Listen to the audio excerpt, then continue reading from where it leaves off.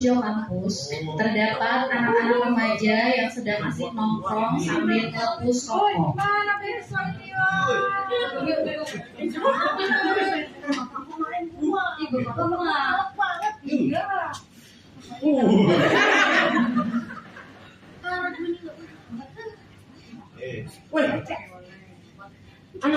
Ketika Ana sedang asik ngobrol, lewatlah bapak Ana dan diajaklah anaknya pulang sambil marah-marah.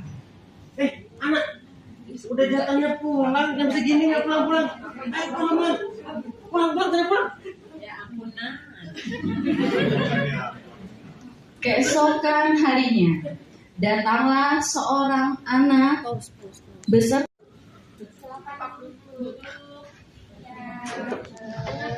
Siapa itu? Saya punya dokter. Ibunya. Dan kesini dengan siapa ini? Ini anak saya dokter. Namanya siapa? Namanya Ana. Oh, adik Ana. Saya bukan adik-adik, saya udah kakak-kakak. Oh iya. Saya sudah dewasa. Saya sudah 18 tahun. Iya, jadi manggilnya Ana aja ya gitu. Pas ini bareng siapa lagi? Cuma berdua. Ada suami? Oh, ada berdua. Iya. Ini dari mana? Mama jadi pegang malu. Rumahnya di mana? Itu di Talang Padang loh. Oh, jauh ya. Ibu anak perkenalkan dulu. Nama saya Dokter Leni ya.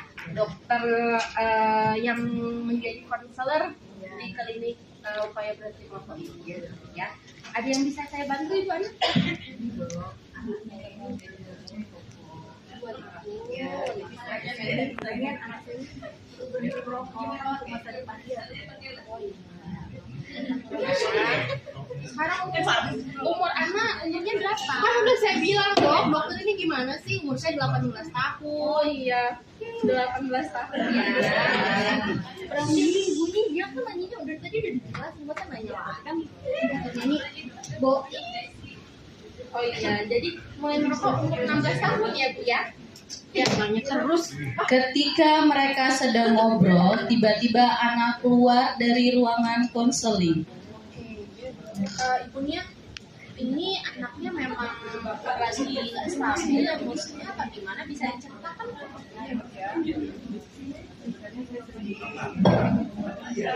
Anak saya ini memang udah 2 tahun merokok. Semenjak dia merokok, dia tambah emosi dong. Memang dia suka emosi karena dan ya dia setiap melakukan kesalahan sedikit aja bapaknya marah-marah, suka ngusir. Iya, dan saya sebagai orang tua kan sedih lihatnya ya dok ya, sering dipanggil ke sekolah, padahal anaknya anak yang baik loh dok. Ya setelah kuliah ini juga kok dia merokok terus, jadi ya saya sebagai orang tua pengen anak saya ini jadi lebih baik, makanya saya bawa ke sini minta tolong sama dokter, suruh kasih apa supaya dia berhenti merokok dok. Muncullah ayah Ana yang akan memarahi Ana karena keluar dari ruang konseling. Anak diobatin malah keluar, masuk lagi. Diobatin malah keluar. Duduk sini. Maaf ya dok ya. Iya. Saya emang agak nakal ya. Ibu lagi bapak ya. Coba tadi yang dalam coba tenangin dulu ya. Gimana sekarang perasaannya? Masa dokter nggak bisa lihat saya lagi marah dok, saya lagi panas. Coba ditenangin dulu, tarik nafasnya, keluar. Nggak apa-apa kok, nggak apa-apa, ditungguin ya. Kalau memang masih nggak enak, juga kan bingung nanti ya. Udah cukup baik perasaannya? Udah? Bisa kita ngobrol? Udah ya. Jadi anak kita kenalan dulu. Ya, tadi kan kayaknya belum ini ya. Saya Dokter Leni ya.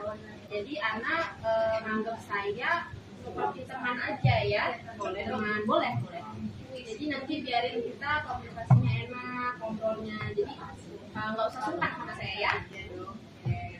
Jadi ibu, ini saya mencerita di sini, saya ibu untuk ngobrol sama anak berdua. Mungkin Ana nanti bisa lebih enak ngobrolnya kalau berdua. Gimana anak? Mau didampingi atau tidak? Berdua aja ya. Oke, jadi saya minta izinnya ibu ya. Bisa keluar dulu sebentar. Nanti kalau ada waktu ya saya sambung lagi kalau memang sudah enak dan udah bisa ngomong ya. Oke.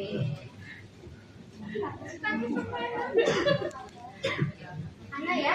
Iya, saya Ana. Tadi memang sedikit ibunya udah cerita, katanya Ana udah mulai merokok ya 2 tahun yang lalu. Coba bisa ceritain nggak? Kenapa sih Ana kok bisa merokok 2 tahun yang lalu? Tapi nanti saya ceritain juga, dokternya nggak ngerti perasaan saya. Dokter nggak tahu bagaimana saya. Ya nggak apa-apa, Ana coba aja sampaikan dulu. Siapa tahu dokter bisa membantu Ana. Dan Ana juga anggap dokter sebagai teman saja. Ya nggak apa-apa. Jadi saya memang sudah mulai merokok sejak 2 tahun ini, Dok. Karena kelakuan dokter lihat sendiri kan, kelakuan ayah saya sama saya aja kasar, apalagi sama ibu saya. Dokter nggak lihat itu. Saya itu dimarahin, kadang sampai diusir. Saya selalu dibilang anak yang nakal, anak yang bandel. Padahal saya kurang apa? Ayah saya selalu menuntut yang bagus, selalu ngebandingin saya sama anak tetangga. Ya udah, kenapa nggak anak tetangga aja jadi anak dia? Kenapa harus saya? Saya tuh nggak disayang gitu loh, Dok. Apalagi ibu saya. Jadi saya setiap hari ya saya marah. Jadi Ana ini mulai merokok karena kondisi keluarganya ya. Ayahnya sering marah-marah ke anak. Jadi anaknya pelampiasan begitu. Merokok karena pelampiasan. Ya. Oke, nggak apa-apa kok. Jadi saya udah sama Ana ini udah bagus lah ini. Sebenarnya Ana udah bisa kontrol emosinya ya. Tadi kan awal-awal Ana masih nggak stabil, ini Ana udah bisa diajak ngobrol, ini udah bagus ya. Memang kalau di rumah itu ada juga yang merokok, ayahnya Ya jelas lah, Dok, nggak mungkin saya bisa merokok kalau saya nggak ada contoh. Ayah saya ngerokok, saya sekarang sudah kuliah, teman-teman saya juga merokok, dan saya kalau nggak ngerokok pikiran saya pusing, Dok, saya nggak bisa tenang, kaki saya selalu bergerak-gerak. Pokoknya saya pusing, nggak bisa konsentrasi kalau saya nggak merokok. Ternyata merokok itu bisa bikin saya lebih tenang sih, Dok. Tadi saya juga di luar merokok, Dok. oh gitu. Jadi Ana ini kan sudah kuliah ya, pasti dokter yakin lah Ana ini udah tahu lah sebenarnya dampak positifnya, negatifnya pasti udah tahu. Jadi tadi kan menurut Ana juga kok dampak positifnya Ana bisa lebih tenang gitu ya. Bisa lebih konsentrasi gitu ya positifnya. Ana pernah berpikir nggak negatifnya itu apa, atau yang udah dirasakan sama Ana negatif dari merokok itu apa? Ya nggak ada lah, Dok, sampai sekarang. Buktinya saya jauh lebih tenang, saya bisa lebih akrab dengan teman-teman saya yang lainnya. Oh gitu. Iya. Kalau untuk ini olahraga Ana, misalnya kegiatan, ada nggak dampak dari rokok? Olahraga. Iya, senang nggak olahraga? Iya sih, Dok. Saya memang biasanya sama teman-teman saya sering jogging. Tapi memang sih ya, Dok, ya, ternyata bener tuh dokter tebakannya dokter ini jangan-jangan cenayang ya. Jadi memang saya olahraga ya, Dok, ya. Ternyata dulu biasanya saya bisa tuh keliling lapangan 3 kali. Tapi ternyata setelah saya, enggak sih, kayaknya udah baru 1 bulan terakhir saya bukan ngerokok deh. Saya itu olahraga sama teman saya. Biasanya saya sanggup nih, Dok, 3 kali putar lapangan. Tapi kayak sekitar sebulan yang lalu saya tuh cuma sanggup 1,5 sampai 2 aja sih dok. Memang agak berat ya dok ya. Tapi nggak mungkin karena ngerokok lah. Gila, ngerokok aja bikin saya tambah konsentrasi kok.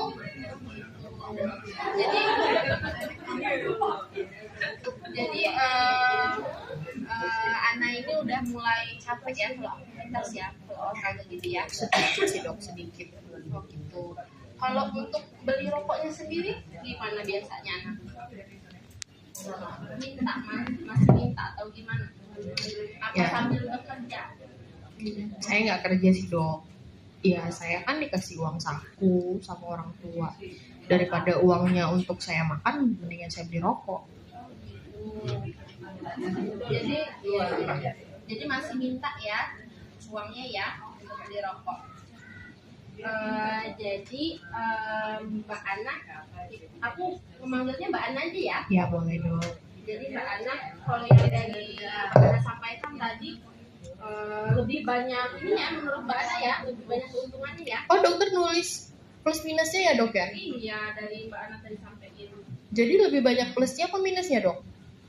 Kalau dari saya ulangin ya, kalau Iya. dari plusnya sih Mbak Ana lebih konsentrasi. Tadi bilangnya ya bener ya? Iya. Lebih konsentrasi, lebih tenang, lebih bisa bergaul ya.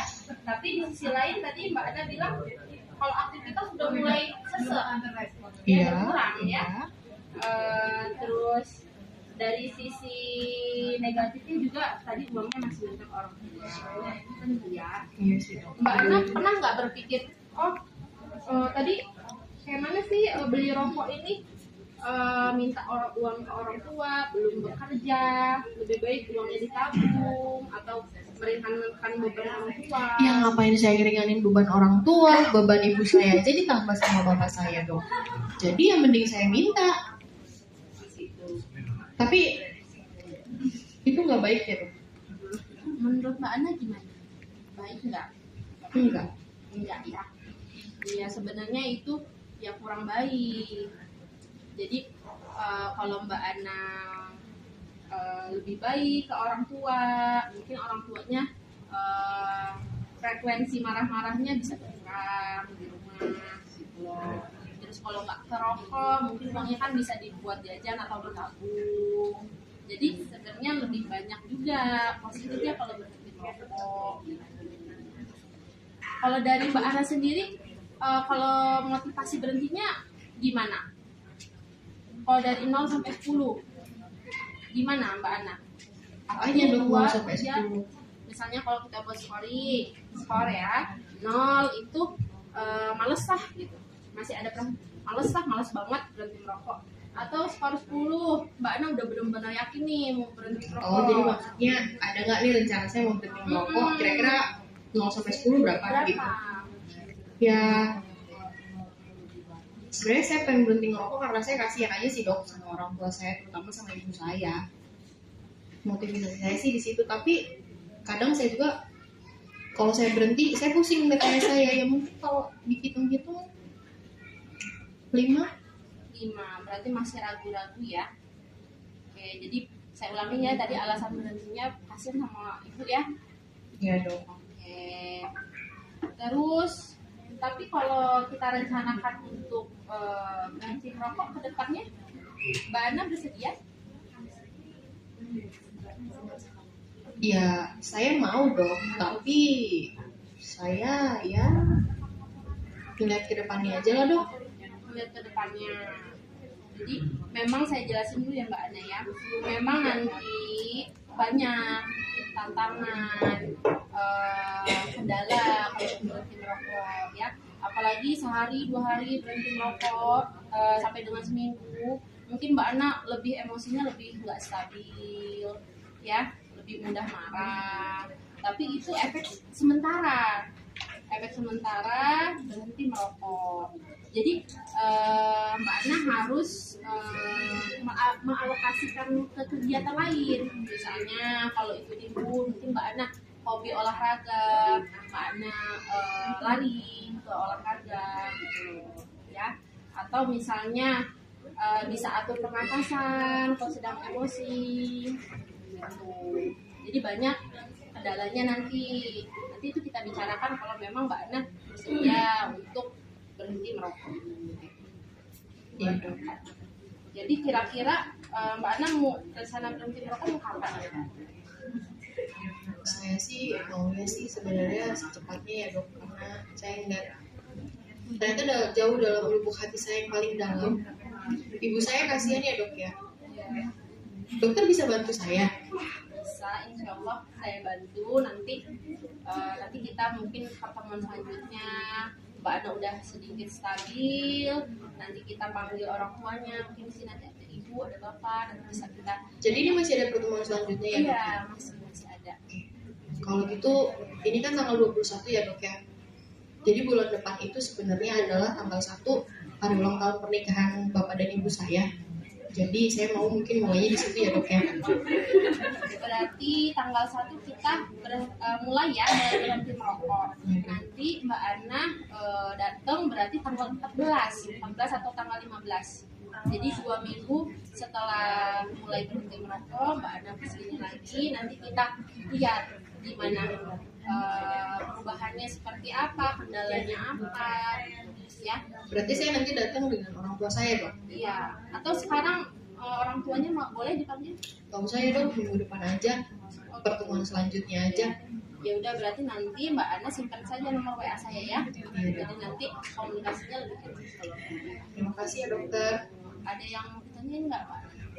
Nggak ada dok. Saya sudah bisa cerita gini aja, saya sudah senang dok. Hati saya sudah sedikit lega. Terima kasih ya dok. Iya, sama-sama. Saya juga